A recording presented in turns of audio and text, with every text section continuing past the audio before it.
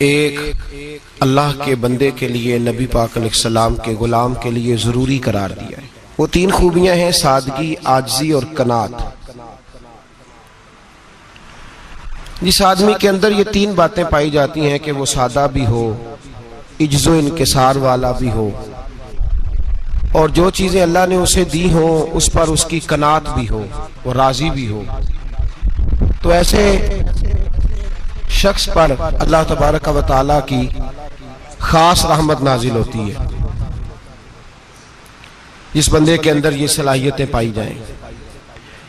हम देखते हैं कि इस जमाने में सादगी, आजिज़ी और कनात वाला पहलू खासा मुश्किल होता चला जा रहा है।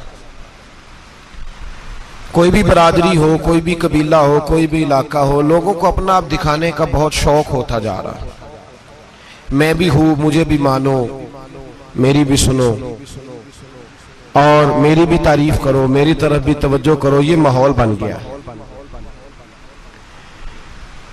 अगर आप सादगी वाले नहीं होंगे तो फिर आपने कुछ चीजें उधार की ओढ़ी होंगी जो असल नहीं। सादगी जो होती है वो असल होती है, असल रूप होता है आदमी का। अगर आपके अंदर सादगी नहीं होगी तो फिर आपने कुछ चीजें ऐसी अपने ऊपर लागू कर रखी होंगी जो आपका असल नहीं। तो जब आदमी असल से हटता है तो बेसुकून होता है। अल्लाह तबारक व तआला ने मुंह में दांत बनाए हैं तो ये असल है। इनके अंदर धागे के बराबर भी कोई चीज चली जाए तो वो बेचैन कर देती है, क्योंकि वो असल नहीं होती। तो जब आप सादगी में रहेंगे तो असल जगह पे रहेंगे, असल जगह पे, फिर आप तकलीफ में मुब्तला नहीं होंगे। आजिज़ी का मतलब ये होता है कि आप अल्लाह के किसी बंदे को हकीर ना समझें, छोटा ना समझें, जलील ना समझें।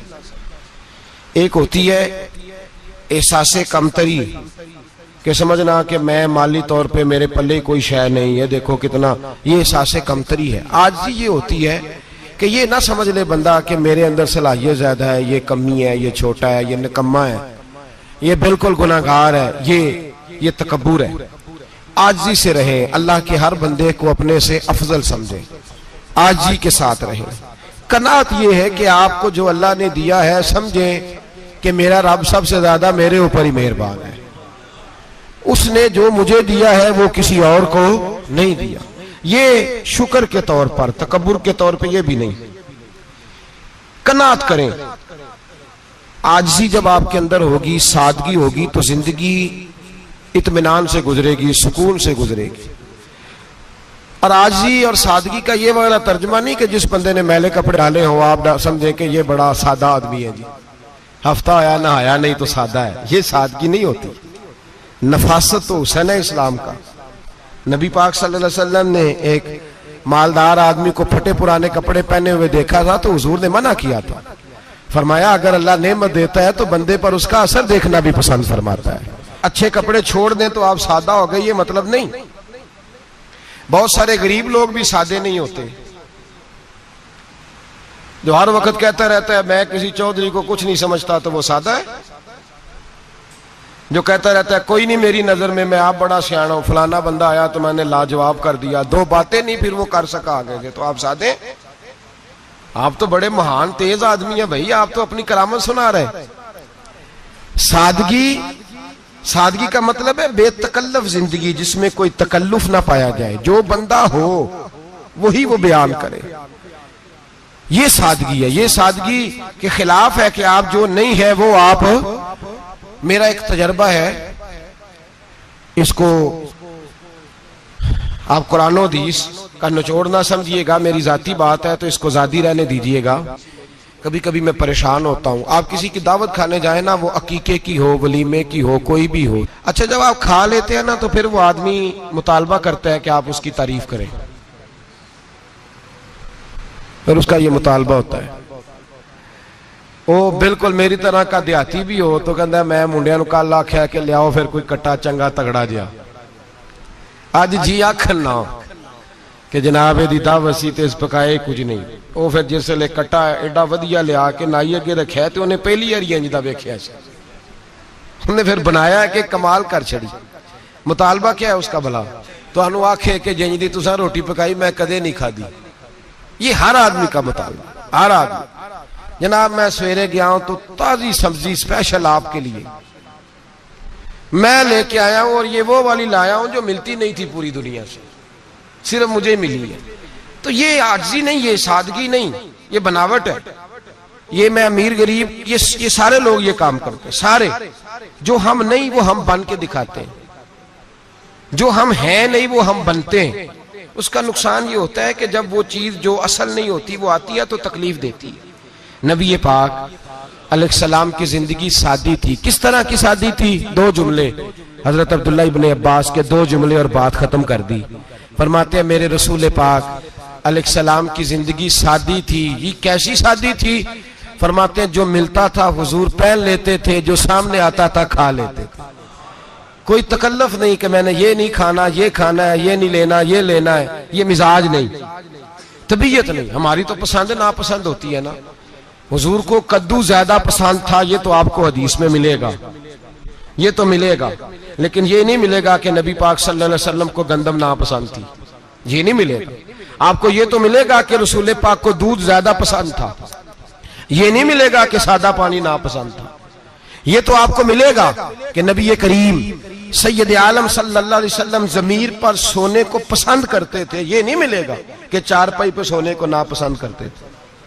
यानी हुजूर की जिंदगी सादी है, उसमें तकल्लुफ हमारी पसंद नापसंद होती है, और जो जोश है हमें पसंद नहीं वो फिर है ही नहीं सही, वो गलत हो गई फौरन, वो सिरे से उसका कोई असर ही नहीं रहा, वो बिल्कुल तबाह हो गई। मेरे हबीब पाक सैयद आलम अलैहिस्सलाम ने सादी जिंदगी गुजारी और आजिज़ी वाली जिंदगी गुजारी। हम लोग आजिज नहीं होते, आजिज नहीं हो। अगर हम लोग आजिज हो जाए तो लड़ाइयां खत्म हो जाए। हर खानदान में हर घर में लड़ाई है, इसका मतलब है कि आजिज़ी, जहां आजिज़ी होती है वहां लड़ाई नहीं होती, झगड़ा नहीं होता। हमारा भाई से, भतीजे से, भांजे से, बीवी से, ससुराल वालों से, रिश्तेदारों से, भाइयों से अगर इख्तलाफ चल रहा है और हर जगह चल रहा है तो सारी जगह तो गलतियां नहीं ना पाई जाती, कहीं हमारी भी गलती होती है। तो ये जो इख्तलाफ चल रहे हैं और सुलह नहीं हो रही, इसकी वजह यह है कि हमारे अंदर आजिज़ी इनकिसारी हो, तो फिर तो झगड़ा ही कोई नहीं। मेरे नबी पाक अलैहिस्सलाम की जिंदगी में आजिज़ी है, इनकिसारी है। इसलिए हुजूर ने कभी लंबी चौड़ी बातें नहीं सुनाई। सहाबा कहते हैं नबी पाक अलैहिस्सलाम तकरीर छोटी करते थे, नमाज लंबी पढ़ते थे। तकरीर, नमाज, हमारी बातें लंबी और नमाजें अल्लाहु अकबर, उल्ट बिल्कुल सिलसिला। नबी पाक अलैहिस्सलाम ने सादगी, आजिज़ी को अपनाया। बहुत गरीब आदमी, बड़ा माड़ा बंदा जो 100 रुपया दिहाड़ी लेता है, और बाहर जब वो दिहाड़ी करने गया है तो वो शाम को जब उसने ना समेटा है ना वो सीमेंट और रेत और वो सारी चीजें, तो वहां वो झाड़ू फेर के आया है। फेरते हैं ना जी मजदूर झाड़ू, ये काम वो करने को तैयार है, पर अपने घर में आके झाड़ू देने को तैयार नहीं वो, इसलिए कि ये उसकी मर्दानगी के खिलाफ है। बाहर जब वो गया है, किसी होटल में काम कर रहा है, टाई पैंट कोट पहन के वो बड़ा अच्छा, वहां अगर उसको बर्तन धोने पड़े तो धो लिए, बल्कि अगर नाराज ना हो जाए बाहर रहने वाले साथी तो ढेरों लोग बाहर जाके होटलों में बर्तन मांजते हैं, लेकिन वहां उनके रोब को, उनके नाम को कोई धब्बा लगता, लेकिन घर के अंदर जिस बर्तन में उन्होंने खुद रोटी खाई है, अगर उनको ये कह दिया जाए ना कि ये धो लो, तो फिर तो तलाक तक नौबत आ जाती, फिर तो मसला खराब है। फिर तो हो सकता है कि बीवी की अम्मा की भी खैर ना हो, तुझे उसने सिखाया कुछ नहीं, मुझे ही तूने कह दिया उठ जा। ये हमारा हाल है, और है हम सारे आजिज़ मिस्कीन, है हम सारे माड़े गरीब, ये सारा अपनी जगह तय। लेकिन जहां डटना है, बल्कि यूं समझ लें कि जहां रोब ना चला वहां मिस्कीन हो गए, और जहां चल गया अब बादशाह हो गए। मेरे रसूल पाक सैयद आलम अलैहिस्सलाम का उसवा नूर सुनो, सैयदा तैयबा ताहिरा हजरत आयशा सिद्दीका रदी अल्लाह ताला अन्हा फरमाते हैं, हुजूर घर में आते, अगर घर के अंदर झाड़ू देने वाला है तो मुस्तफा ने उठा के काम करना शुरू कर दिया है। ये मामूली बात नहीं। अगर हजरत फातिमा ज़हरा की चक्की पीसने के लिए फरिश्ते आ सकते हैं तो रसूल पाक के घर का काम करने के लिए भी आ सकते हैं। लेकिन मेरे नबी पाक सल्लल्लाहु अलैहि वसल्लम घर में अपने कपड़े धो लेते, फट जाते तो हुजूर सी लेते। यहां तक कि हजरत आयशा फरमाती है, एक दिन हुजूर ने कहा खाना पकाओ, तो मैंने कहा कनीज आटा गूंद रही है। नबी पाक ने मालूमात की तो पता चला कि वो कनीज तो जा चुकी, बीमार थी। फरमाती है हुजूर ने अपने दस्ते मुबारक से आटा गूंदा, नबी पाक ने गूंदा, नबी पाक ने।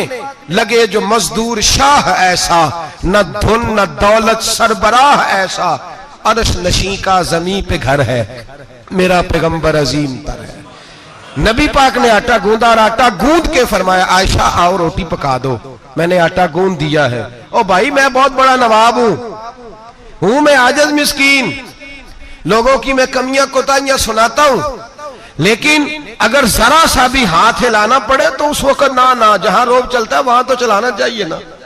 जितना हमारा दबदबा बनता है, आजिज़ी इनकिसारी, ये इंसान को संवारती है, ये उसको सुकून देती है, ये उसके अंदर पैदा करती है वो चीज जो उसे अल्लाह के करीब करती है। अगर आप बड़े हैं तो फिर आप बड़े ही रह जाएंगे, बन कुछ नहीं सकेंगे।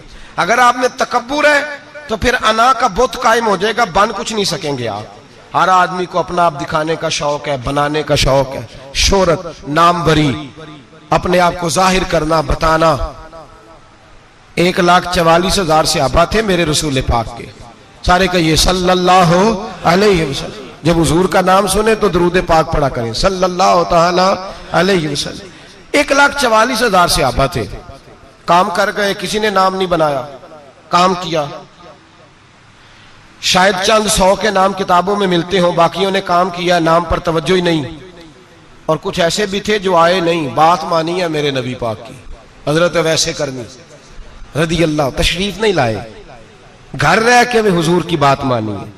माँ की खिदमत करो, नहीं आए, खिदमत करी, तशरीफ नहीं लाए, घर रह के बात मानी। दर्जा क्या दिया मेरे रसूल पाक अलैहिस्सलाम ने? ड्यूटी लगाई मौला अली शेर खुदा की, हजरत उमर फारूक रदी अल्लाह ताला। फरमाया मेरा जुब्बा ले जाना और मेरे अवैस से मिलना और उसे कहना मेरी उम्मत की बख्शिश की दुआ मांगे। भाई घर रह के बात मानी, कोई शोरा नहीं, कोई नाम नहीं। इमाम अब्दुल वहाब शौरानी कहते हैं करन के लोग उन्हें रोड़े मारते थे और उनसे पूछते थे तेरा नाम क्या है, तो जनाबे वैसे करनी फरमाते थे अगर तो कयामत में बख्शा गया तो नाम बता दूंगा, और अगर वहीं अड़ गया तो नाम से क्या रह जाएगा, यहां तो लिखा रह जाएगा। और फिर दुआ मांगी, इमाम शौरानी ने लिखा है दुआ मांगी हजरत अवैस करनी ने, ए अल्लाह मैंने जिंदगी छुप के गुजारी है, मुझे जाहिर ना करना। मैं सिरापा मखजन राज था और रहा था मुद्दतों राज में, ये तो तेरा शौक के दीद कशा कशा मुझे खींच लाया मजाज में। ए अल्लाह मैंने पर्दे में वक्त गुजारा है, अल्लाह मस्तुरना बिसुत्रिकल जमील। ए अल्लाह बस मुझे पर्दों में रखना, पर्दों में उठ बुलिया चल उथे बसिए, जिथे बस देनी सारे अन्ने, ना कोई साडी जात पछाणे ना कोई सानू मन्ने। ए अल्लाह मुझे पर्दा दे, शोहरत नहीं चाहिए, मेरा नाम ना हो, कोई जाने कोई पहचाने ना, बस मैं तेरा हूं तो छुप के तेरे पास आ जाओ।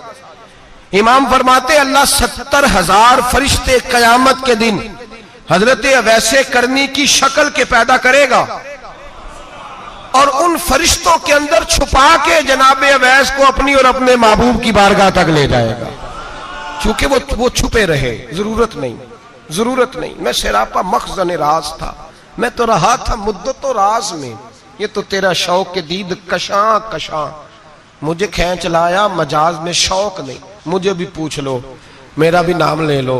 अब तो इस कदर ज्यादा अना का बुत आ गया, रोटी खिलाओ, जिसको खिलाई उसकी फोटो खींच के फेसबुक पे दो, पानी पिलाया तो पहले उसकी फोटो दे लो, अगर सलाम लिया तो पहले छोड़ दो यार, बस करो।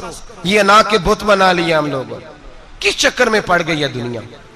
एक गरीब को 2, 4, 5 रुपए क्या दे दिए, एक आटे का थैले का दे दिया, 4 अखबारों में खबर दे दी, ये आजी है, ये तरीका है। अब तो लोग यहां तक रियाकारी करने लगे, नमाज पढ़ने के लिए आते हैं तो पहले फोटो खींच के आते हैं, जुम्मे की तैयारी करते हुए। बस कर दें, बस करें, कहीं रुके, किसी जगह स्टॉप करें, अपने अंदर इंकिसारी पैदा करें। जो खत्म हो गया वो बच गया, जो अपने आप को बनाता रहा वो कभी बन ना सका। बचा वही जो रब की बारगाह में मिट गया। हमारी तो उम्र गुजर गई है अपने आप को तामीर करते, सारी जिंदगी गुजर गई। मेरा भी नाम लो, 30 साल में रह के आया हूं जी सऊदी अरब के फलाने महल्ले में, किसी से मेरा नाम पूछोगे तो पहुंच जाओगे। क्या होते थे आप वहां, क्या नाम पूछे? वहां तो बादशाहों के नाम अब कोई नहीं लेता, मिट गए, जो आए थे चले गए। गखड़ आना तो चौक से किसी से भी पूछ लेना, मैं भी होता हूं, क्या होते हो? यहां बड़े लोग थे जिनका तूती बचता था, खत्म हो गए। तू और मैं भी जाने वाले, और जमाना आएगा, मिटने के लिए दुनिया आई है। अगर दुनिया में खुद ब खुद अपने आप को मिटा के रखोगे तो अल्लाह इज्जत अता फरमाएगा। हम तो इतना खड़े हुए हैं कि बहनों से, भाइयों से, ससुराल से, रिश्तेदारों से कट गए हैं बिल्कुल, इसलिए कि बुत नहीं टूट रहा अंदर का। मेरे नबी पाक सैयद आलम अलैहिस्सलाम के गुलाम बड़ा कुछ थे, पर उनकी जुबानों पे कभी कुछ होने का जिक्र नहीं आया। बड़ा कुछ थे वो, बड़ा कुछ थे।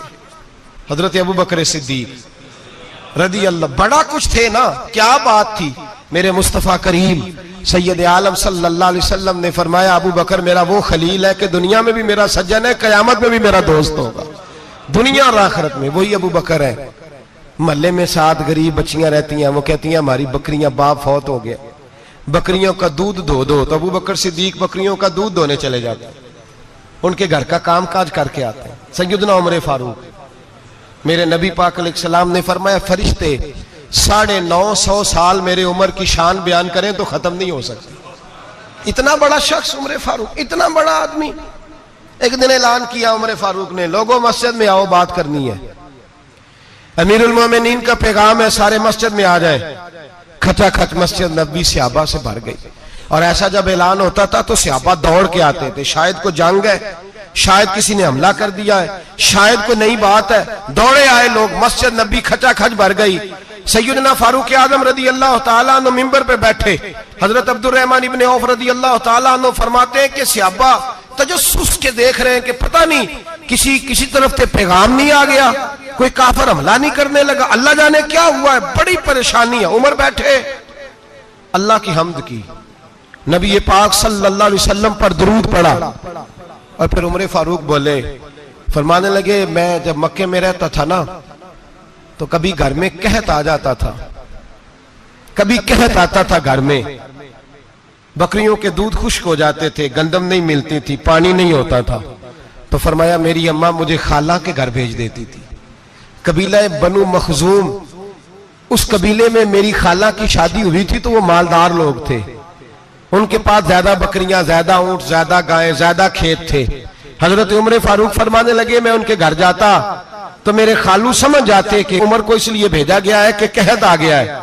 फरमाते हैं वो मुझे सवेरे बकरियां चराने ले जाते, शाम तक मैं उनकी बकरियां चराता।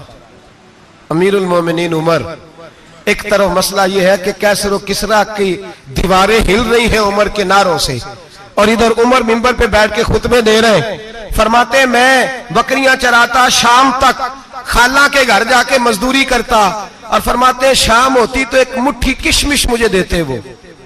आप फरमाते हैं मैं बड़े कद वाला था, एक मुट्ठी किशमिश मिलती है, कभी एक मुट्ठी खजूरें, मैं शाम को खा के सो जाता। कई महीने यूं ही गुजरते तो मेरी अम्मा का पैगाम आता कि हालात सही हो गया, मेरे बेटे को भेज दो। ये बात कही, हजरत उमर रोने लगे, और फिर कहने लगे अब वो वक्त आया है कि लोग मुझे अमीरुल मोमिनीन उमर कह के पुकारते हैं। बस ये 2 बातें की। उमर ने कहा चलो जोहर का वक्त हो गया, अजान पढ़ो, उठो नमाज पढ़े, उठो। अजान हुई, इकामत हुई, जनाब उमर ने नमाज पढ़ाई, लोग चले गए। तो सैयदना अब्दुर रहमान इब्ने औफ जराना था जनाब उमर से, बाजू पकड़ के कहने लगे उमर सियाना बंदा यार, तू ये 2 बातें सुनाने के लिए इतना मजमा इकट्ठा किया था, ये 2 बातें कहने के लिए कि मैं खाला के घर जाके मजदूरी करता था तो एक मुट्ठी किशमिश मिलती थी, एक मुट्ठी खजूरें, ये कहने के लिए कि मैं बकरियां चराया करता था। तो हजरत उमर फारूक रदी अल्लाह तआला अन्हु फिर रोए, फिर आंखों में आंसू आए। कहने लगे अब्दुर रहमान, आज ना मिस्र शाम से कुछ लोग आए थे और वो बता रहे थे कि उमर तेरा डंका वहां भी बड़ा बजता है, वो मुझे कह रहे थे तेरे नाम के वहां भी बड़े दबदबे हैं, बड़े तज़किरे हैं। तो मेरा नफ्स मुझे कह रहा था उमर देखा देखा तू यहां बैठा है और वहां तेरे नाम का शोर हो रहा है, मुझे इसने बड़ा किया है। तो मैंने आज मुस्तफा के सारे गुलाम इकट्ठे करके अपनी औकात बता दी है। मैंने अपनी औकात बताई है कि मैं कुछ नहीं, कोई शय नहीं, कोई चीज ही नहीं, असी किसी से कुछ नहीं जे लगदे, ना कोई साडा दर्दी। मैंने बताया है कि मैं तो किसी के बकरियां चरा के एक मुट्ठी किशमिश लेके गुजारा किया करता था। गुजारा मुझे मेरे कुछ साथी ना ले गए गुजरांवाला सर्दियों के मौसम में, मुझे कहने लगे स्वेटर पसंद कर लें अपनी मर्जी का। तो मैंने कहा यार मुझे तो वही मजा आता है जो मेरी अम्मा क्रोशिये से बनाया करती थी, वही वो पहले अब्बा पहनते थे, फिर वही स्वेटर बड़ा भाई पहनता था, फिर हमारे खाते में आ गया। और फिर उसकी तारीफें होती थी गुर्बत छुपाने के लिए, उसकी तारीफें होती थी, बड़ी मेहनत से बना है जी, क्या बात है, बड़ा गर्म है। तो अब छोटे भाई को दे दिया जाए। हमने कहा वही जमाना देखा है, वही रंग देखा हुआ है और उस पर फख्र है। अब तो लोग जब कुछ हो जाता है ना, 2-4 लोग जानने लगते हैं तो लोग फटाफट दावा कर देते हैं खानदानी रईस आजम हूं, बड़ी बात है। ऐसी कोई बात नहीं। जिसको अपना आप याद रहता है उसे खुदा भी याद रहता है, जिसे अपना आप याद रहता है उसे रसूलुल्लाह भी याद रहते हैं, जिसे अपना आप याद रहता है उसकी नजर में दूसरे लोग भी कुछ होते हैं, मैं उम्रे के लिए हज के लिए जाता रहता हूँ, रब मुझे अपने फजल से बुला लेता है। तो मैं एयरपोर्ट से नीचे उतरा तो एक साहब मेरे जानने वाले थे, दौड़ के आए और मुझे कहने लगे क्या बात है, सुना है इस दफा आप सऊदी एयरलाइन से आए, सीधा मदीना शरीफ आए, क्या बात है आपकी। और मैंने कहा साहब छोड़ दें, मैं भी जब पहली दफा आया था तो मैं भी बड़ा घूर घूर के एयरपोर्ट देखता था, मैंने कभी देखा जो नहीं था, मैं बड़ा घूर घूर के देखता था, कोई ऐसी बात नहीं है, ये निजाम कुदरत है, बादशाह के फैसले हैं, वो जब चाहता है जिस तरह के चाहता है फैसले फरमा लेता है। तो ये उसके फैसलों की बात है। हम लोग ना जिस हैसियत पे होते हैं वहीं रह जाते हैं, पिछली बात भूल जाते हैं। इसलिए हम चाहते हैं जो भी हमें मिले झुक के मिले, जो भी आए, और ये मेरा आपका सबका मुश्तरका मामला है। मेरे नबी पाक सल्लल्लाहु ताला अलैहि वसल्लम ने सहाबा से पूछा तुम्हें बताऊं जन्नत के बादशाह कौन होंगे? जन्नत के आम लोग नहीं, जन्नत के, बोलिएगा जरा, जन्नत के अल्लाह बादशाह। जन्नत में तो जाना बड़ी बात है, हुजूर जन्नत का भी बादशाह। इब्ने माजा में लफ्ज है, तुम्हें पता है जन्नत के बादशाह कौन होंगे? तो मेरे मुस्तफा करीम सल्लल्लाहु ताला अलैहि वसल्लम के गुलामों ने कहा हुजूर हमें नहीं पता। तो हुजूर ने फरमाया जन्नत के बादशाह वो लोग होंगे जिन्हें दुनिया में कोई भी नहीं जानता था, जिनके कपड़े सादे होते थे, जो गरीब लोग होते, जो सिफारिश करते थे तो उनकी कबूल कोई नहीं करता था, जो किसी के साथ जाते थे तो उनको मानता कोई नहीं था, वो जन्नत के बादशाह होंगे, बादशाह। और फरमाया क़यामत के दिन जब लोग उन्हें देखेंगे तो उन पर फख्र करेंगे, रश्क करेंगे, कहेंगे क्या बात है तुम्हारी। यहां तो शौक ही बड़ा है, गरीबों ने भी पोस्टर बनाए हुए हैं, डाकुओं, लुटेरों, चोरों की तस्वीरों के साथ लगवाए हुए, अपने आप को बड़ा करने के लिए। आजिज़ी इख्तियार करें, आजिज़ी इख्तियार करें, अपने आप को मिटाने की कोशिश करें। रब करीम के बंदे आगे बढ़ बढ़ के अपना आप दिखाते नहीं, बड़ा शौक है, पहले फोटो खिंचा लो, बाकी बातें बाद में होंगी, पहले वीडियो बना लो, बाकी कुछ और बाद में होगा, पहले। अब तो परसों तरसों मुझे एक मौलाना कहने लगे कि आपसे मैंने, वो यहाँ जुमा पढ़ने आते हैं कभी कभी, मेरे दोस्त हैं, कहते हैं आपसे मैंने सुना था कि अगर कोई, उस नबी पाक का फरमान है, अगर कोई नजराना दे तो उसको ले लो, अगर कोई तोहफा दे तो उसको, हुजूर ने फरमाया ले लो अगर तुम्हें को देता है, अपनी मर्जी से, मांगना मना है, खुद दे दे तो ले लो, वरना एक वक्त आएगा तुम मांगोगे तुम्हें मिलेगा नहीं, जब को दे दे तो ले लो। कहने लगे आपने कहा था को दे दे, तो उस वक्त से मैं, कोई सूट देता है मुझे मेरी मस्जिद का नमाजी तो मैं ले लेता हूं, कोई मुझे कोई और शायद देता है तो मैं आपसे सुन के, तो अगर मेरी मस्जिद का नमाजी सूट पकड़ाते साथ फोटो भी खींचे तो फिर मेरे लिए क्या हुक्म है? वो खुशबू की डब्बी देते हुए साथ फोटो भी खींचे, फिर मेरे लिए क्या हुक्म है?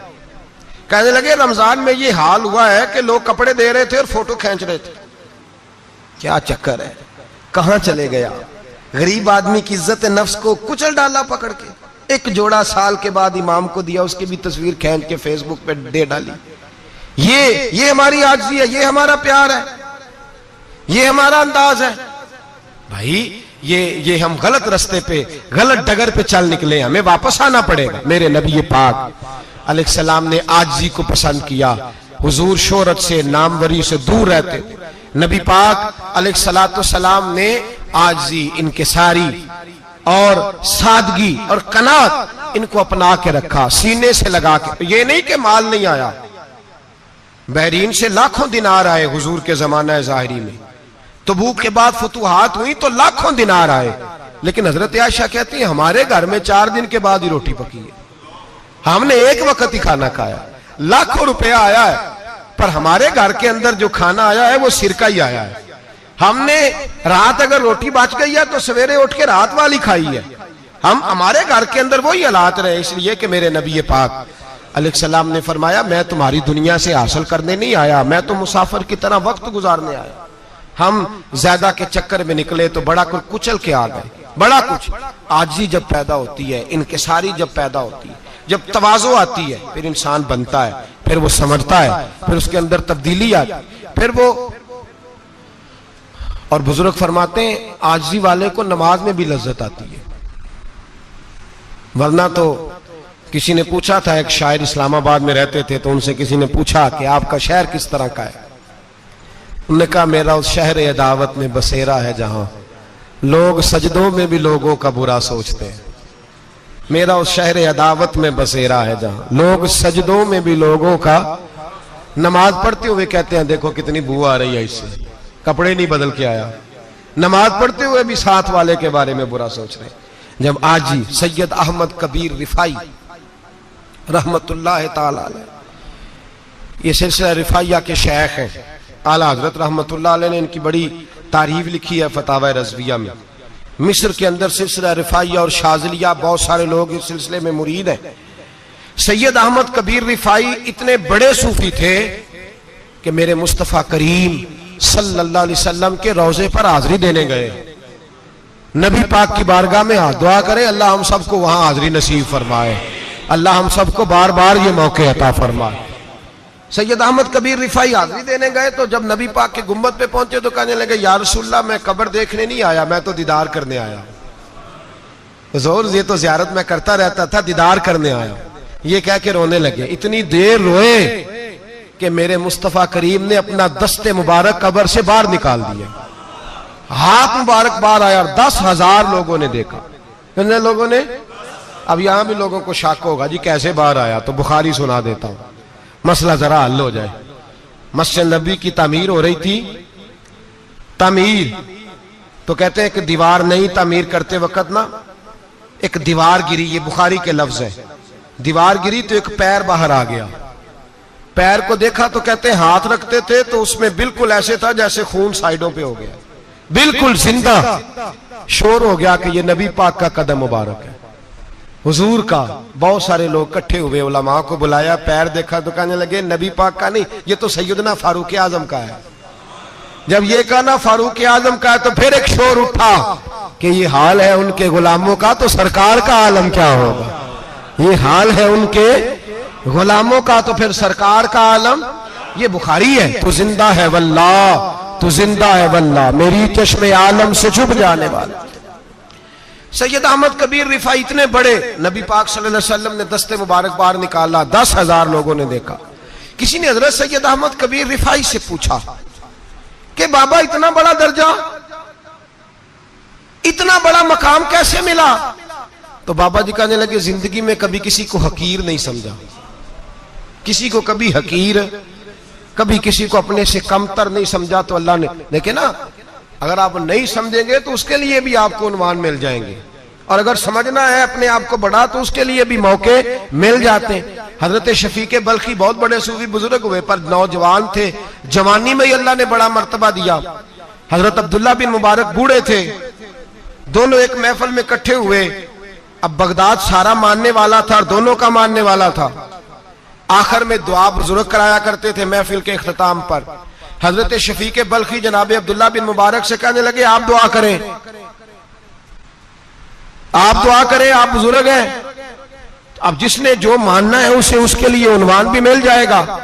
हजरत सैयदना अब्दुल्ला बिन मुबारक कहने लगे, बेटे तू दुआ कर, तेरी उम्र थोड़ी है, तेरे गुनाह भी थोड़े हैं, तेरी उम्र थोड़ी है, तेरे गुनाह भी थोड़े हैं।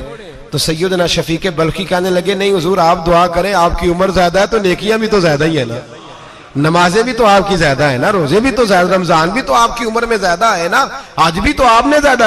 अगर आपने किसी को अपने से बड़ा समझना है तो उन्वान आपको मिल जाए, छोटा समझना है तो उसके लिए भी उन्वान आपको। बात तो ये है कि आप क्या करना, अगर आप किसी को हकीर समझना चाहते हैं तो बात खत्म हो गई। सैयद अहमद कबीर रिफाई फरमाते हैं, जिंदगी भर कभी किसी को हकीर नहीं समझा। अल्लाह की सारी मखलूक की क्या बात है। अल्लाह कुरान में कहता है, इन्नल्लाह ला यस्तही अन यदरिबा मसलन मा बऊदतन फमा फौकहा। अल्लाह शर्म नहीं करता कि एक मच्छर की मिसाल बयान करे या उससे भी कमतर। अल्लाह मच्छर की बात करता है इतना बड़ा होके, वो कहता है मैं करूंगा, मेरी मखलूक जो है मेरी तो हजरत अहमद कबीर रिफाई फरमाने लगे, मैंने कभी किसी को हकीर, बोलिए कभी किसी को हकीर। हम लोगों के पास उन्वान बड़े हकीर समझने के लिए, हम समझ लेते हैं। अमीर आदमी कहता है गरीब मेहनत क्यों नहीं करता, मेहनत करे अमीर हो जाएगा, उन्वान हुआ कि ना तनकीद करने का। 4 बच्चे हैं, करें कमाई, अमीर हो जाएंगे। अब वो हकीर समझ रहा है गरीब को, गरीब भी अमीर को हकीर समझता है। वो भी कहता है जो इसने कमाया सारा ही हराम है, जायज एक पैसा नहीं, उसने भी हकीर समझ लिया। यानी वो ये कह रहा है कि मैं हलाल खाता हूं, ये अमीर हराम खाते हैं, तो बात खत्म हो गई। उसने भी हकीर समझ लिया, इसने भी हकीर समझ लिया। अब उन्वान ही था ना, अगर उन्वान बदल लेते तो बात बन जाती। अमीर अगर ये कहता कि मैं इस गरीब की मदद करूंगा इसलिए कि पैसे मेहनत से नहीं मिलते, खुदा के फजल से मिलते हैं, तो वो ये ना कहता कि ये मेहनत करता तो आगे चला जाता। और गरीब अगर समझता इस बात को तो ये ना कहता अमीर सारे हराम ही खाते हैं, वो कहता भाई रब ने जो मेरे लिए पसंद किया मुझे दिया, जो इसके लिए पसंद किया इसे दिया, बात खत्म हो गई, झगड़ा खत्म। उन्वान तो मिल जाएगा आपको, मुस्बत भी और मनफी भी। तो अच्छी बात नहीं कि मुस्बत इख्तियार करें। सैयद अहमद कबीर रिफाई कहते मैं गुजर रहा था, एक दिन मेरे साथ ऐसा हुआ कि मैं गुजर रहा था खेत के अंदर से, इधर भी पानी था इधर भी पानी था। होता है ना पानी पानी होता है फसलों में कई दफा। कब होता है ज्यादा पानी? नहीं, जो कद्दू करीद है जी, और जब कद्दू करते हैं ना तो दोनों जाने पानी भरा होता है ना जी, वो ट्रैक्टर भी पानी में चलता है। मैं पेंडू हूं ना, मुझे ज्यादा पता है क्या हालात होते हैं। तो वो इधर भी पानी इधर भी पानी, तो दरमियान में से वो मुंडेर होती है छोटी सी, वाटा खीदा अपनी जुबान है। तो कहते इधर भी पानी था इधर भी पानी था। सैयद अहमद कबीर रिफाई कहते हैं मैं गुजर रहा था, असर की नमाज का टाइम हो गया, मैं जल्दी जल्दी जा रहा, सामने से कुत्ता आ गया। इंसान अशरफुल मखलूकात है, लेकिन वो अल्लाह का शुक्र करेगा कि उसने मुझे अशरफ बनाया है। ये नहीं कह सकता कि ये मखलूक हकीर है, ये बुरी है, ये नहीं कह सकता। शुक्र करे कि मुझे अल्लाह ने अशरफुल। सैयद अहमद कबीर रिफाई कहते कुत्ता आ गया सामने से।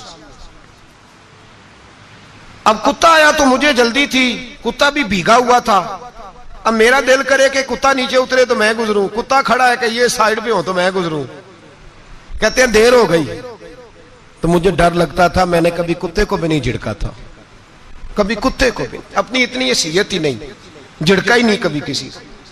आप फरमाते हैं देर हो गई तो मैंने कहा या अल्लाह, हजरत सैयद अहमद कबीर कहते हैं मैंने कहा या अल्लाह इस कुत्ते को जुबान ही दे दे, मैं इसे कुछ समझा ही दूं, इसे जुबान ही दे दे, तू तो कादर मुतलक है। उसे जुबान दे दी तो मैंने कुत्ते से कहा नीचे उतर जा, मैंने नमाज पढ़नी है। तो कहने लगा बाबा जी आप उतर जाए, आप उतर जाए, आप उतर जाए, मैं क्यों उतरूं? तो सैयद अहमद कबीर रिफाई कहते हैं मैंने उससे कहा कि बात यह है कि मेरे ऊपर नमाज फर्ज है, तेरे ऊपर फर्ज नहीं, तो मैंने नमाज पढ़नी है। अगर मैं खेत में उतर गया तो कीचड़ है, मेरे कपड़ों को मिट्टी लग जाएगी, पता नहीं पानी पाक है कि नापाक है, तो तू उतर जा, तेरे ऊपर नमाज नहीं फर्ज, तो मुझे जाने दे। तो सैयद अहमद कबीर रिफाई कहते हैं उसने ऐसी बात की कि मेरे ऊपर वजद तारी हो गया। कुत्ते ने बात की तो मैं कांपने लगा। राती जागे शेख सदावे, राती जाग दे कुत्ते, तैथों उत्ते मालक दा दर मूल न छड़ दे, भावे मारो 100 जुत्ते तैथों उत्ते। वो एक बुरकी दा कदर पछानन, भावे मालक हो मन सुते, तैथू कुत्ते रुखा सुखा खा दिने जार रुखा विच सुते ते तैथू उत्ते उठ बुलिया चल यार मना लै नहीं ते बाजी लै गए नहीं कुत्ते। उठ बुलिया चल यार मना लै नहीं ते बाजी लै गए कुत्ते ते तैथू उत्ते। सैयद अहमद कबीर रिफाई कहते हैं वो मुझे कहने लगा आप उतर जाए, तो मैंने कहा भाई मेरे ऊपर नमाज फर्ज है, तेरे ऊपर फर्ज नहीं, तू उतर जा, मेरे कपड़े आलूदा हो जाएंगे तो क्या करूंगा। तो कहते हैं उसने बात की तो मैं घबरा गया और छलांग लगा के मैं खेत में उतर गया। मुझे कहने लगा बाबा जी कपड़े अगर आपके कीचड़ से आलूदा हो गए तो पानी से साफ हो जाएंगे, और अगर मुझे हकीर जान के आपका दिल आलूदा हो गया तो 7 समुद्रों से भी साफ नहीं होगा। कपड़े पानी से धुल जाएंगे और दिल अगर तकब्बुर से आलूदा हुआ तो 7 समुद्रों से भी सही हो सकता ना ना ना। हकीर नहीं जानना, ना मौलवी को, ना सूफी को, ना दरवेश को, ना खेत में काम करने वाले को, ना पट्टे पे मजदूरी करने वाले को, ना गाड़ी का शीशा साफ करने वाले को, ना तेल डालने वाले को, ना किसी को हकीर ना जान, ना किसी के हाल पे तंज कर, ना किसी के गम का मजाक उड़ा, वो जिसे चाहे जैसा नवाज दे। ये मिजाज लुत्फ रसूल है। ना ना कोई आया लेके चला गया, कोई उम्र भर भी ना पा सका। मेरे मौला तुझसे गिला नहीं, ये तो अपना अपना नसीब है भाई, हकीर नहीं जानना। सैयद अहमद कबीर रिफाई फरमाते हैं वो कुत्ता तो गुजर गया, मैं दौड़ा घर गया, जाके मैंने गुस्ल किया, कपड़े बदले। फरमाते हैं पहले भी मैं असर पढ़ता था, पर आज जब नमाज पढ़ी तो बड़ा ही मजा आया। मैं सर सजदे में रखूं मेरा उठाने को जी ही ना चाहे, मैं रुकू में जाऊं तो मेरा सर उठाने को दिल ही ना चाहे। मेरा दिल करे आज मगरिब लेट हो जाए, आज सूरज देर से गुरूब हो, मैं आज सारा दिन असर ही पढ़ता रहूं। भाई जब तू आजिज़ी वाली पढ़ता है, जब तू इनकिसारी वाली पढ़ता है, जब तू हजरत सैयदना मुआविया बिन खुतैज रदिया, एक हजरत मुआविया बिन सुफियान है, एक मुआविया बिन खुतैज सहाबी हैं, वो कहते हैं मैं जंग फतह करके आया तो सख्त गर्मी का मौसम था, मुझे पता था कि उमर फारूक दोपहर को आराम कर रहे होंगे। आप फरमाते हैं मैं मस्जिद नबी में बैठ गया, एक बच्ची जनाब उमर के घर से निकली तो मुझे कहने लगी मुआविया आपका नाम है? मैंने कहा हाँ। अंदर जाके जनाब उमर को बताया तो उमर दौड़े आए, और जब आए तो सर पे टोपी कोई नहीं, पैरों में जूता कोई नहीं। कहने लगे मैं तेरा इंतजार कर रहा था, आज मुझे उम्मीद थी तू आएगा, तूने बताया क्यों नहीं?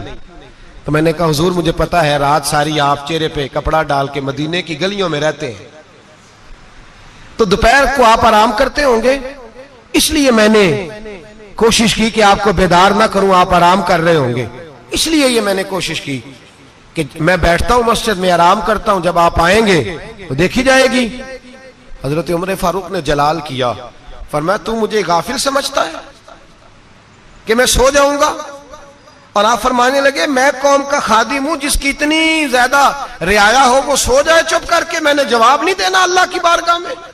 फरमाया मेरे अमीरों की तरह सोने जागने के वक्त मुकर्रर नहीं, मैं कौम का खादिम हूं, जिस वक्त भी आया करो मुझे जगा लिया करो, मुझे कब्र में जाके खुदा को भी जवाब देना है, मोहम्मद मुस्तफा को भी जवाब देना है। मेरे भाई याद रखें जब ये चीजें पैदा, और फिर हमने इन तकल्लुफात में, मैंने कई दफा ये बात बयान की है, अब तो लोग रिश्ते करते हैं तो डीसी कॉलोनी में किराए का मकान खरीदते हैं, 2-4 गैरों की गाड़ियां मंगा के दरवाजे के आगे खड़ा करते हैं, रिश्ता हो जाता है बड़ा घर देख के, और जब शादी के चौथे दिन पता चलता है कि ये किराए का मकान था, तो रिश्ते मकानों पे कायम नहीं होते, एतबार पे कायम होते हैं। वो एतबार टूटता है तो जिंदगी भर कायम नहीं होता दोबारा। जो आप हैं आप वही रहें, जो आप नहीं है वो कभी बनने की कोशिश ना करें। और मेरे अजीज ये भी याद रखें आजिज़ी आपको सवार देगी, और वैसे भी हम अल्लाह के हुजूर जाने वाले हैं, अगर पर्दों में छुप के चले जाएंगे तो बच जाएंगे, और अगर हम अपना आप दिखाते ही रहें, सारी जिंदगी इसी चक्कर में रहें कि मुझे भी पूछो, मुझसे भी मुशावरत करो, मेरी भी बात सुनो, तो ये अना की दौड़ तो खत्म ही नहीं होती। हिर्स सिर्फ पैसे की नहीं होती, हिर्स हवस शोहरत की भी होती है। और नबी पाक सल्लल्लाहु अलैहि वसल्लम ने इसको भी बयान फरमाया है कि ये जो तेरे अंदर चीज पैदा होती है ना, मैं जाना जाऊं पहचाना जाऊं, इससे भी अपने आप को बचा। सहाबा के बाद जिस शख्स की खिलाफत सबसे मजबूत हुई वो हजरत उमर बिन अब्दुल अजीज थे। इतनी बेहतरीन खिलाफत की कि लोगों को हजरत उमर का जमाना याद आ गया। हजरत उमर बिन अब्दुल अजीज इराक में रहने वाली एक औरत थी। उस औरत का खामद फौत हो गया तो 5 बच्चियां यतीम थी। वो इराक से चली और जनाब उमर बिन अब्दुल अजीज के पास आई कि आप मेरी बच्चियों का वजीफा लगा दें। वो कहती है जब मैं पहुंची ना, यहां तो अब तो इस्तकबाल, आना जाना बड़े मामलात हैं। अब तो बच्ची की बारात आए और 5, 7, 10, 20 लोग दरवाजे पे खड़े ना हो तो बारात नाराज हो जाती है, कहते हमारा इस्तकबाल ही किसी ने नहीं किया। तो इस्तकबाल तो अब इस तरह है जिस तरह नशा नहीं होता, ये इस्तकबाल की हालत है, अमीरों से लेके गरीबों तक। मुझे पूछा ही नहीं किसी ने, कुर्सी नहीं दी, आगे नहीं बिठाया, ये वाला मामला है। और मैं मेरी तरह के लोग, नेक लोगों की बात नहीं करता। अब तो हम देखते हैं फला मौलाना का इस्तकबाल हो रहा है, फला के लिए लोग खड़े हो रहे हैं, नारे लग रहे हैं। और अब तो मैं देखता हूं ऐसे ऐसे हाथ लहराते हैं सूफी और दरवेश कहलाने वाले, जैसे सियासी लीडर लहराया करते हैं। ये क्या तरीका हुआ? ये कौन सा तर्ज जिंदगी? मेरे नबी पाक सल्लल्लाहु अलैहि वसल्लम ने फरमाया जो ख्वाहिश करे कि मैं आऊं और लोग खड़े हों वो तो जहन्नमी है, तो दोज़खी है। सारे वही तरीके हम इख्तियार करते जा रहे हैं, वही प्रोटोकॉल है हर जगह। वो लोग जिनके दरवाजे खुले होने चाहिए थे वहां भी हर वक्त के लिए मामला तय हो गए। याद रखें मेरे नबी पाक अलैहिस्सलातु वस्सलाम ने जो तालीमात दी, हज़रत उमर बिन अब्दुल अजीज रहमतुल्लाह ताला अलैह। औरत कहती है मैं पहुंच गई, मैंने लोगों से पूछा घर कहां है, तो कहा वो जहां बोरी लटक रही है ना बाहर, टाट का पर्दा लगा हुआ है, वो हजरत उमर बिन अब्दुल अजीज का घर है। कहती है मैं दरवाजे पे दस्तक दी, एक औरत ने दरवाजा खोला तो मुझे बीबी जान के अंदर बुलाया। तो उनके घर के अंदर जब मैं दाखिल हुई तो बड़ा सारा सेन था, एक तानिम कुआं लगा था, एक तरफ एक बड़ा दरख्त था और एक छोटा सा बनाई हुई थी जगह बर्तन धोने के लिए। और बीबी ना बर्तनों को मिट्टी लगा के साबुन लगा के बैठी हुई थी, काम कर रही थी वो औरत। मुझे उसने दरख्त के नीचे बिठाया, पानी पिलाया। कैसे आई हो? मैंने कहा अमीरुल मोमिनीन से मिलना है। कहने लगी बैठो थोड़ी देर में आ जाते। कहती थोड़ी, मैंने समझा घर की कोई मुलाजमा है, मैं बैठ गई। थोड़ी देर गुजरी, फिर दस्तक हुई, उस बीबी ने उठ के दरवाजा खोला। तो जब वो शख्स अंदर आए तो कहने लगी बड़ी देर से बर्तनों को साबुन लगा के बैठी हूं, कहां रह गए थे? कहती है वो साहब कहने लगे बस जरा मसरूफ हो गया था, दौड़े गए, कुएं से पानी निकाला, बीबी को दिया, उसने बर्तन धोए। कहती है फिर थोड़ा सा सिरका और एक रात की रोटी वो लाई, उस शख्स ने खाई। मैंने कहा कि ये दोनों घर के मुलाजम है, मियां बीवी काम करते हैं। जब वो खाना खा चुके तो वो औरत मेरे पास आई, कहने लगी उठ के मिल लो अमीरुल मोमिनीन से। मैंने कहा कौन अमीरुल मोमिनीन? तो कहने लगी कब से तो आए हैं, ये जिसने कुएं से पानी निकाला यही मुसलमानों का अमीर है, और ये जिसने दरख्त के नीचे बैठ के सिरके से रोटी खाई है यही है। ये फरिश्तों की दास्तान नहीं, ये वो लोग हैं। मैं रात को भी कह रहा था एक जगह पे कि ये लोग जो है ना जिनका आप रोज शिकवा करते हैं हुकूमतें बड़ी खराब हैं, ये कोई नहीं खराब, बिल्कुल खराब नहीं। जितने सियासी लीडर है सारे सही हैं। खराब वो लोग हैं जो इन्हें वोट दे के लीडर बनाते हैं, बिल्कुल खराब नहीं। मैं तो इनके हक में होता जा रहा हूं। नाराज हो गए ना आप लोग? अल्लाह करे तुसी हो जाओ तो अगले इलेक्शन च सियाने भी हो जाओ, आमीन तो कह दे। मैंने कोई मशवरा नहीं देना, इसलिए कि मेरी नजर में कोई ऐसा शख्स नहीं जिसके लिए मैं आपसे कह सकूं कि वोट दें। और हम तो ऐसी बात करें तो कई लोग नाराज होकर चले जाते हैं, लेकिन कोई परवाह नहीं, इसलिए कि ये दीन मेरे नबी पाक का दीन सिर्फ मस्जिद का दीन नहीं। इंशाअल्लाह आइंदा जुम्मे नजरिया पाकिस्तान बयान करूंगा और बताऊंगा कि पाकिस्तान का मतलब क्या, ला इलाहा इल्लल्लाह मुहम्मदुर रसूलुल्लाह सल्लल्लाहु अलैहि वसल्लम। हुजूर का जो कुरान नाफज होगा मस्जिद में, वो कुरान कचहरी में भी नाफज होगा इंशाअल्लाह। और वो कुरान नाफज होने आया है, असेंबलियों में वही कुरान नाफज होगा इंशाअल्लाह। और यही चिराग जलेगा तो रोशनी होगी। बयान करेंगे और डट के बयान करेंगे, आपको बताएंगे। बात जो बात समझा रहा हूं फिल वक्त वो समझे, मुजरम वो नहीं जो बड़ा बन के लूटता है, मुजरम वो है जो उसको सपोर्ट करता है, जिसने उसे बड़ा बनाया है। ये याद रख लें, हमारी कोई बचत नहीं होगी, हमसे पूछा जाएगा। हम सारे कचहरी में खड़े होंगे, अल्लाह सवाल करेगा कि तुम बताओ तुम इनके मददगार क्यों बने थे, तुम सपोर्ट क्यों करते थे, ये पूछा जाएगा और हमने जवाब देना है। बहरहाल आम दाम बरसरे मतलब जनाब उमर बिन अब्दुल अजीज रहमतुल्लाह अलैह के वो बीबी गई तो कहने लगी कि ये अमीरुल मोमिनीन है। कहा वो उठ के हाजिर हुई, कहा हुजूर मैं इराक से आई हूं, मेरा खामद फौत हो गया, मेरी 5 बेटियां हैं, वजीफा लगा दे। वो बीबी कहती है मेरा दिल था कि यतीम बच्चियों का 100 दिनार साल का लगा देंगे तो बड़ी बात है। कहती है जब मैं उनके पास गई तो हजरत उमर बिन अब्दुल अजीज को बताया तो वो रोने लग गए और मुझसे माफियां मांगने लगे। मैंने कहा हुजूर आप क्यों माफी मांगते हैं? तो कहने लगे इसलिए माफी मांग रहा हूं कि तू मेरी रियाया में थी और तेरी 5 बच्चियां यतीम थी, तुझे खुद चल के आना पड़ा है। मेरा काम था तेरी खबर लेता, माफ कर दे अल्लाह की रिजा के लिए। उन्होंने वजीफा लिखना शुरू किया तो मेरी एक बच्ची का 1000 दिनार साल का लिखा। मैंने कहा अल्लाह तेरा शुक्र है। फिर दूसरी बच्ची का 1000 लिखा तो मैंने कहा अल्लाह तेरा शुक्र है। तीसरी का 1000, चौथी मैंने कहा शुक्र है। जब चौथी का लिखा तो मैंने कहा अल्लाह आपका इकबाल बुलंद करे, अल्लाह आपको हमेशा इसी तरह फलता फूलता रखे। कहते हैं जनाब उमर बिन अब्दुल अजीज ने कलम रख दिया, फरमाने लगे मैं 5वीं का वजीफा नहीं लिखूंगा, 4 बहनों से कहना बांट के इसे भी दे दे। कहा हुजूर क्यों? आप फरमाने लगे जब तक तू अल्लाह का शुक्र अदा कर रही थी मैं भी रब से जुड़ा हुआ था और अल्लाह से डर के लिख रहा था। अब तूने मेरी तारीफ की है, अब मेरी जात आ गई है। अब मैं अगर ये वजीफा लिखूंगा तो इससे अल्लाह राजी नहीं होगा, इससे मेरे नफ्स में रिया पैदा होगी। अब मैं 5वीं का नहीं लिखूंगा, जा और जाके इराक के गवर्नर को दे। बीबी कहती है मैं घोड़े पे बैठी और मैं चंद दिनों के बाद इराक पहुंची। जब सवेरे आके मैंने वालिए इराक को रुका दिया तो वो चीख मार के रोया। मैंने कहा क्या हुआ? तो कहने लगा बीबी आज रात को हजरत उमर बिन अब्दुल अजीज का इंतकाल हो गया, फौत हो गए, तो इंतकाल कर गए। कहती मैं भी तड़प के रोई। मैंने कहा मेरी यतीम बच्चियों का क्या बनेगा? तो वो गवर्नर कहने लगा तेरे वजीफे जारी रहेंगे, तुझे मिलते रहेंगे। तो कहने लगी कैसे? कहने लगा मैं अगर तो गवर्नर रहा तो तेरा वजीफा जारी रहेगा और अगर गवर्नरी से उतर भी गया तो मैं जाती तौर पे मालदार हूं, फिर भी तेरी बच्चियों के माहाना पैसे पहुंचते रहेंगे। मैंने कहा तू क्यों देगा? कहती वो रो पड़ा। कहने लगा अगर अमीर हजरत उमर बिन अब्दुल अजीज जैसे हो तो फिर अल्लाह गवर्नरों के दिलों में भी रहम डाल दिया करता है, फिर मेरे जैसे लोगों को भी वो बदल देता है। हजरत उमर बिन अब्दुल अजीज घर आए, 3 बेटियां थी। एक को आवाज दी, वो आई तो उसने मुंह पे हाथ रखा है। दूसरी को आवाज दी, वो आई तो मुंह पे हाथ रखा है। तीसरी को आवाज दी तो मुंह पे हाथ रखा है। आपने अपनी बीवी से कहा कि ये बच्चियां मुंह पे हाथ क्यों तीनों ने रखा हुआ, क्या बात है?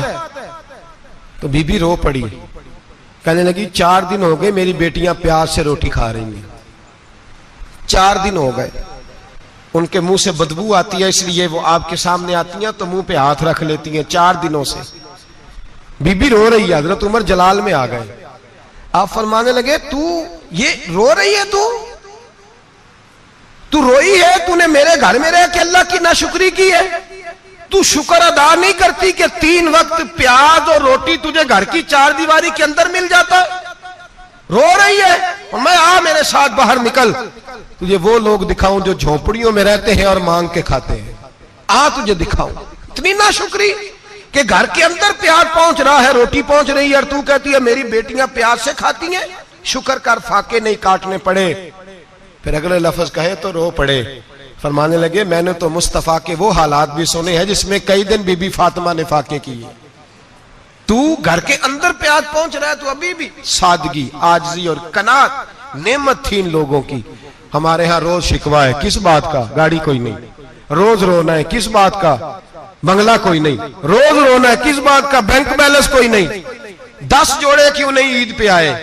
और ये सिर्फ औरतों का मसला नहीं, हमारे अंदर भी ये बात बदर्जे औला। हम रोज अपने आप को मिस्कीन कहते हैं, गरीब कहते हैं, लाचार कहते हैं, मजबूर कहते हैं।